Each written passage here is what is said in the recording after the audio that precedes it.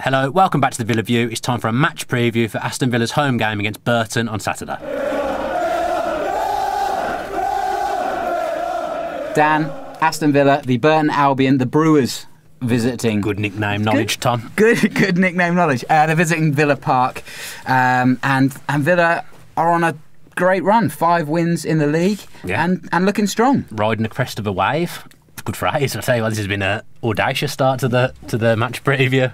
Wonderful. Yeah, uncharted territory really for me as a Villa fan. I was talking to a Villa fan earlier when we went upstairs before the podcast, and I was saying, look, I can't remember a time when we've won 5 games in a row. If we make it 6, I think it's something like 29 years. So I would have been 3 when that last happens. That would have been under Graham Taylor. So this is some run we're on at the moment, and what you got to remember is, some of the games we've had within that run have been hard games, teams who were in and around us and are in and around us in the playoffs. So Sheffield United, Bristol, Middlesbrough are up there when we beat them as well. So the teams we beat haven't been mugs by any stretch of the imagination. I mean, Barnsley we beat as well. We lost to them last season, and Burton were a team last season that gave us a really, really good game at Villa Park. They probably put in one of the best displays I saw from opposition at Villa Park last season, because they just came and they treated it like a cup final, like a one-off game, and I imagine they'll do the same on Saturday.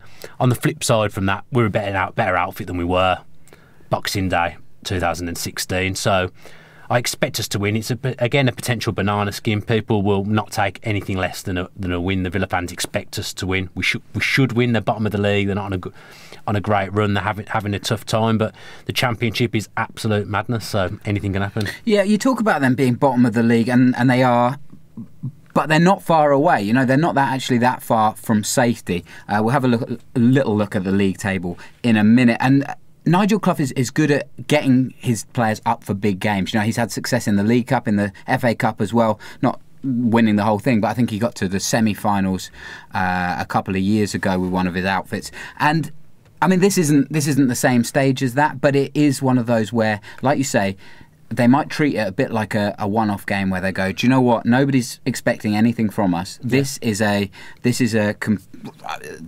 shackles are off, boys. You're going to lose. Go out and play the best you can. Not you're going to lose, but go out and play the best you can, and they might cause an upset. Yeah, but if we play with the shackles off and we play to our best, we will win. Yeah, because we're a good side. We're a superior side to them. The league table tells you that if our best players play to the best of their ability, we'll be too good for them. So I think we will win.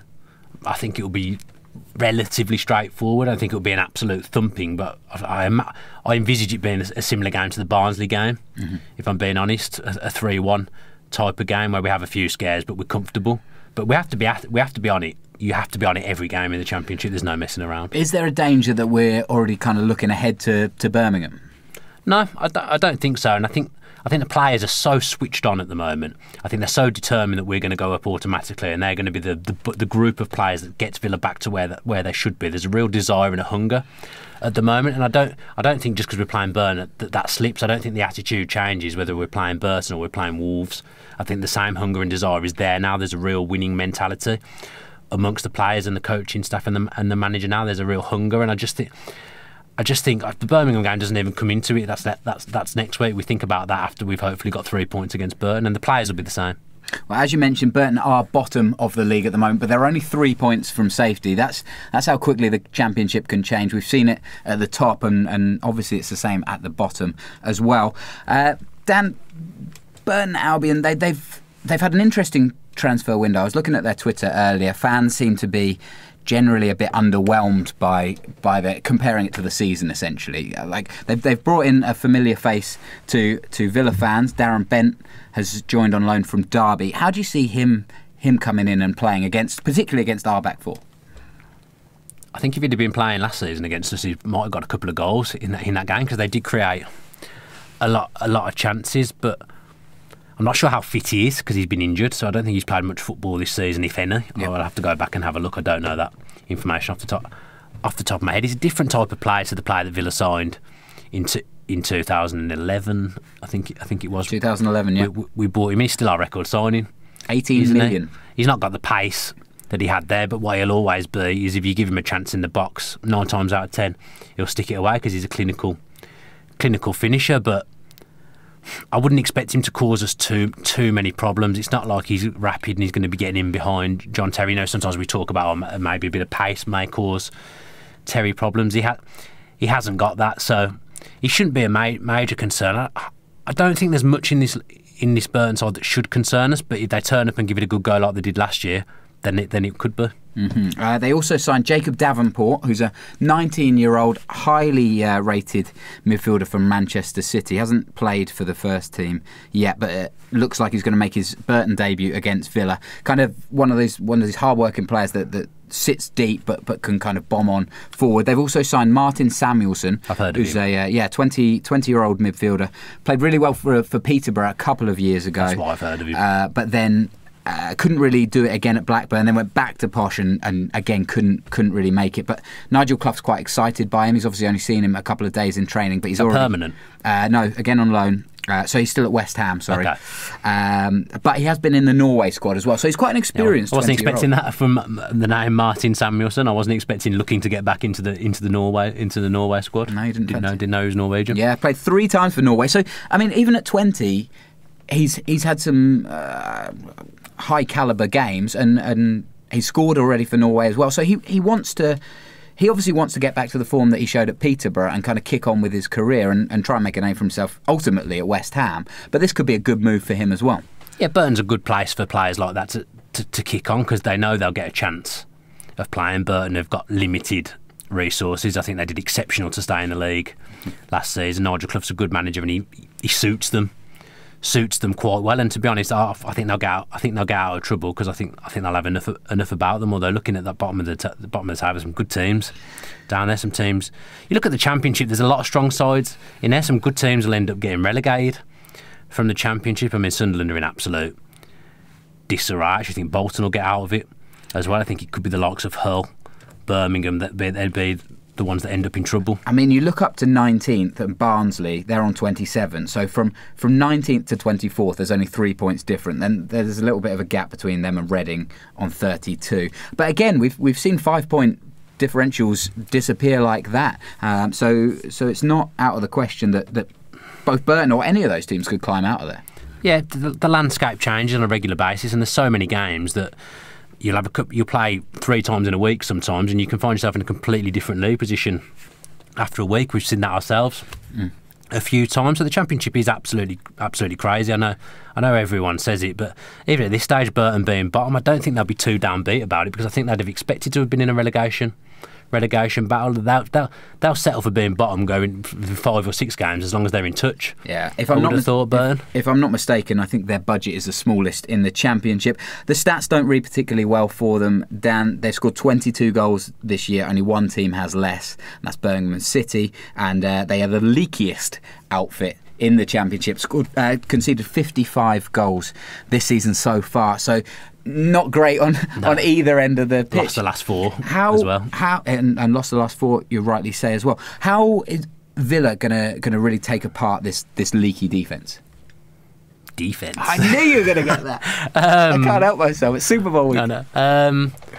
Just by playing our football. If we play our best game, we'll win, and we'll win comfortably. But it's not always that simple for whatever reason. It doesn't always happen that way. But we should have too much for them. Our players are on form. I mentioned in the podcast that even though I didn't think the midfield had their best game against Sheffield United, they were all still involved, and you still felt like they were carrying a threat, and they'll carry a threat against Burton and hopefully put in a better performance. So I just think we'll have too much for them. I'd expect us to have too much for them. Who do you think is going to be the key man for Villa?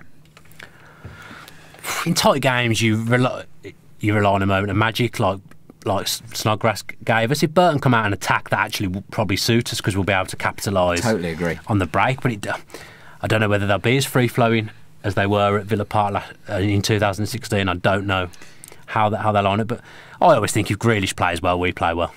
Well, since he's come back into the team, I think he's been one of the main difference makers. He's an exceptional talent, and like I say, the midfield didn't have the best game, but if you still think about how much Grealish was involved, nearly scored. I wish he'd score.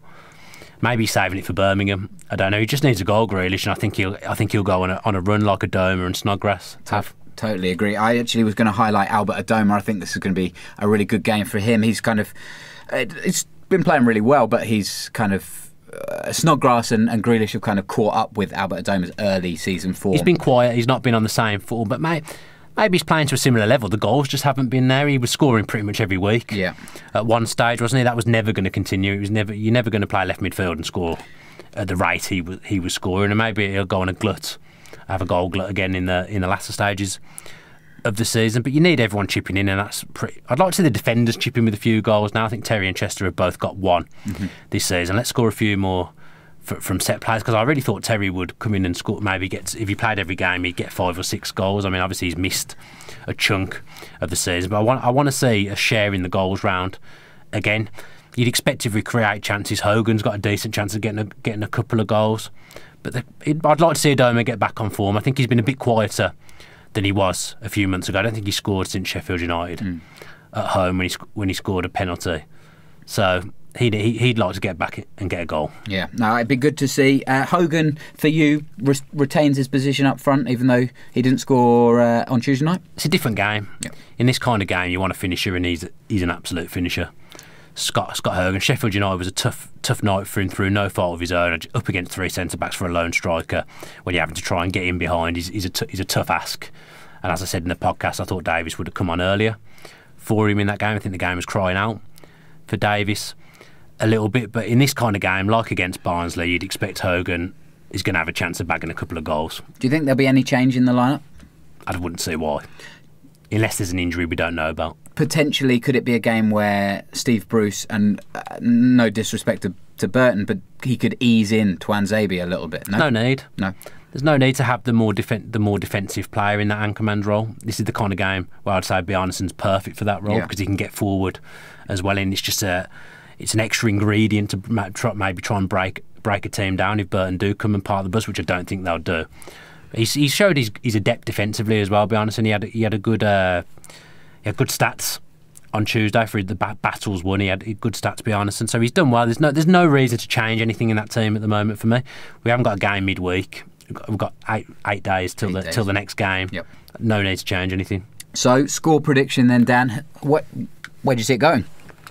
I'm going to go 3-1 Villa, and hope that it's very similar to the Barnsley game where we just look like we're going to score every time we come forward. But I'll go 3-1 Villa. What about you? I am going to go for 2-0 Aston Villa. I think Johnston is going to another clean sheet. I think the defence wouldn't be. I really have to think about it now. Difficult for you. I just don't. Dual podcasts. Yeah, it's tough. It'll be interesting to see how Darren Bent plays. I imagine he'll come straight in and want to do well against his former club. Yeah, of course. That was he was quite a popular player on the Burton Twitter sphere.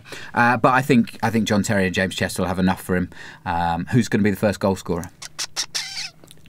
I will plump for Grealish again, like I did in Fanscore midweek. He didn't come off, but eventually he's going to come off for me. I'll go Grealish. Yeah, one of these days. He's coming close. I'm going to go for Scott Hogan. I think he's going to nip in there and maybe knob one home or a 6-yard box little finish, but it's going to be one of those devilish balls from Snodgrass or Adoma. Let's hope either of us are right and that Villa are celebrating 3 points. I think that's it for the match preview. Unless there's anything else you want to talk about? Well, we just need to talk quickly about the fans consultation group. Yep. We failed in something that we were supposed to mention in the podcast. Rolinson didn't give us too many instructions, but the one that he did give us, we completely ignored it. So we've got another fans consultation group coming up. I believe it's on the 20th of February or around that date. There's definitely a game that day. I think it's the Preston game at home, so it's where Keith Wyness and other higher-ups at Villa talk to a group of fans and let us know what's going on in the club. We raise any concerns if we have any. So if you have got any concerns or any praise or anything really at all, obviously don't talk about players and managers and stuff like that, because that's simply, we cannot talk about stuff like that, and they can't talk about stuff like that. But any questions around hospitality, refreshments, all that kind of jazz, the Tom Julian kind of topics, pies, the parking, yeah, just stuff like that, then raise your concerns with us in the comments section or send us an email to our VillaView email addresses and we'll try and get that stuff answered for you. I don't think there's been one since September, so it's a good chance to get your views aired, and people like Keith Wyness do listen to the fans, so it's a good forum for us to raise stuff. Yeah, it's quite important because we talked about Villa award points and stuff like that last year, didn't we? And people were complaining about that system and people didn't get their season tickets in time, that kind of thing. This is the people literally ask for an audience with Keith Winers for this kind of stuff. If you don't take the opportunity, then who else you got to blame? Yeah, we'll put a tweet out as well explaining it a bit better, because I fear that I have not explained that well at all. So yeah, look out for that on our Twitter page, and we'll probably mention it again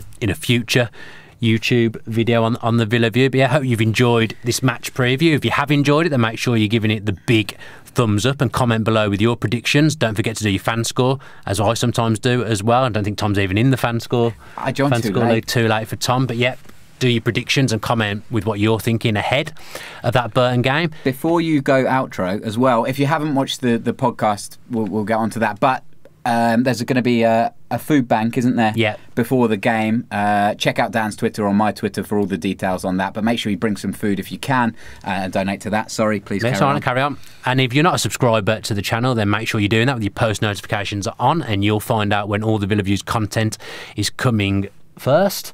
I think that's it. Thank you very much for tuning in. Thank you very much for all your support. Here's the 3 points on Saturday. There'll be a fan cams down by the Holt End as well after the game. Too much in this outro. Up the Villa. Up the Villa. If you enjoyed that video, why not watch another? Click the video choices on screen now to go and watch them in full. Be sure to subscribe to the channel by clicking our logo there on the left. Easy peasy.